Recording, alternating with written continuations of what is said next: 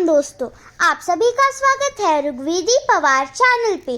आज मैं आप सभी को एक सत्य घटना बताने वाली हूँ कि कैसे प्रभु श्री राम ने किया एक श्वान का न्याय। जानेंगे आज के इस वीडियो में। शुरू करते हैं हमारा आज का वीडियो प्रभु श्री गणेश, माता सरस्वती व प्रभु श्री राम के नाम के स्मरण के साथ। ओम गण गणपते नमः, ओम सरस्वत्यै नमः। जय श्री राम। शुरू करते हैं हमारा आज का वीडियो।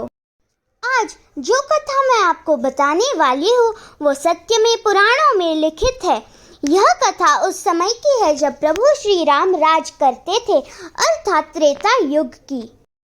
एक बार जब प्रभु श्री राम अयोध्या के कुछ महत्वपूर्ण चीजों पर, नियमों पर जब अपने दरबारियों के साथ चर्चा कर रहे थे, तब प्रभु श्री राम के दरबार में एक श्वान आता है जिसका एक पैर टूटा होता है और कहता है, हे राजा राम, मेरे साथ न्याय कीजिए। तब प्रभु श्री राम उससे कहते हैं, बताओ क्या सहायता चाहिए तुम्हें? मैं तुम्हारी सहायता कैसे कर सकता हूँ और तुम यहाँ पे क्यों आए हो?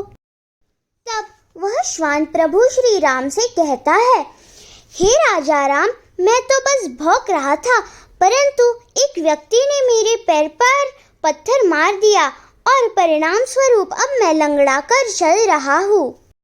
प्रभु श्री राम उस श्वान से कहते हैं, अब थोड़ी देर पश्चात तुम उस व्यक्ति को लेकर दरबार में आ जाना। मैं तुम्हारे साथ न्याय करूंगा व उस व्यक्ति को दंड अवश्य दूंगा। थोड़ी देर पश्चात वह श्वान उस व्यक्ति को लेकर दरबार में प्रस्तुत होता है। प्रभु श्री राम उस व्यक्ति से पूछते हैं, तुमने इस श्वान के पैर पर पत्थर क्यों मारा और इसका तुम्हें दंड भी मिल सकता है? तब वह व्यक्ति प्रभु श्री राम से कहता है, महाराज, मुझे क्षमा कर दीजिए, इसमें मेरी कोई भी गलती नहीं है, सारी भूल तो इस श्वान की ही है। प्रभु श्री राम ने उस व्यक्ति से कहा, अरे वह श्वान गलती भी क्या ही कर सकता है, तुम मुझे पूरा वृत्तांत बताओ कि आखिरकार हुआ क्या था।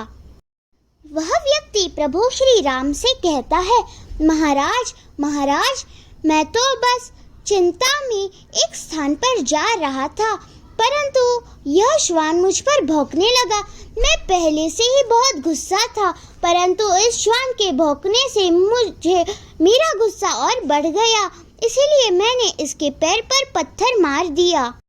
प्रभु श्री राम ने उस व्यक्ति से कहा, तुम्हें ज्ञात नहीं क्या, एक श्वान का काम तो भौंकना ही होता है, परंतु एक मनुष्य का काम उस भौंकते हुए श्वान पर पत्थर मारना नहीं है।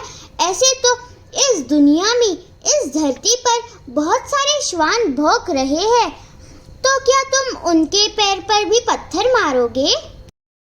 तुमने ऐसा करके बहुत बड़ी भूल की है, इसीलिए मैं तो तुम्हें कोई दंड नहीं दूंगा, परंतु जो भी यह श्वान तुम्हें दंड देने के लिए कहेगा वही दंड तुम्हें प्राप्त होगा। प्रभु श्री राम उस श्वान से पूछते हैं, हे श्वान बताओ, मैं इस व्यक्ति को क्या दंड दूं? तब वह श्वान प्रभु श्री राम से कहता है, हे राजन, इसे दंड के स्वरूप में एक किसी भी स्थान का राजा अथवा सेठ बना दीजिए। प्रभु श्री राम उस श्वान से कहते हैं, तुम उसे किसी स्थान का सेठ अथवा राजा क्यों बनाना चाहते हो? वो तो उसके लिए दंड नहीं अपितु पुरस्कार के समान होगा। वह श्वान प्रभु श्री राम से कहता है, हे राजन, पिछले जन्म में मैं भी एक राजा था, परंतु मैंने अपने पिछले जन्म में सेठों के साथ मिलकर सभी प्रजा पर, सभी लोगों पर बहुत अत्याचार किए और इस परिणाम स्वरूप मैं एक श्वान बना हूँ।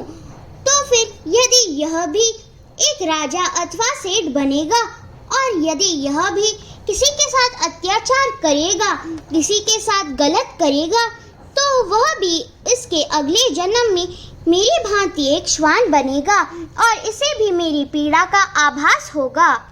प्रभु श्री राम उस श्वान की इच्छा पूर्ण करते हैं और उस व्यक्ति को एक स्थान का राजा बना देते थे। अब आपको यह तो ज्ञात हो ही गया होगा कितना महान था प्रभु श्री राम का न्याय व उनका धर्म कि उनके दरबार में एक श्वान को, एक पशु को भी, किसी भी पक्षी, पशु और मनुष्य को न्याय अवश्य प्राप्त होता था। ऐसी है प्रभु श्री राम की महिमा और न्याय व्यवस्था। तो जोर से बोलते हैं प्रभु श्री रामचंद्र भगवान की जय। यदि आपको मेरा यह वीडियो पसंद आया होगा तो लाइक, शेयर, सब्सक्राइब जरूर कीजिएगा और ऐसे ही वीडियो देखने के लिए बेल आइकन पर भी प्रेस जरूर कीजिएगा।